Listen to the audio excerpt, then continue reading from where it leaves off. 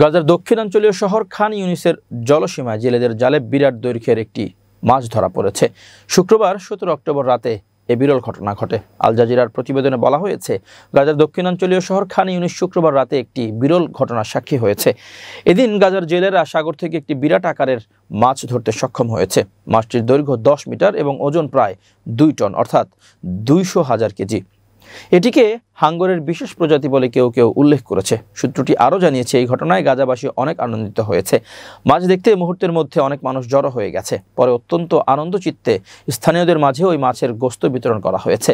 গণমাধ্যমটি আরও জানিয়েছে, মাছটি তীরে আনার পর খান ইউনিসের শত শত পরিবার মাছের পাশে জড়ো হয়েছে।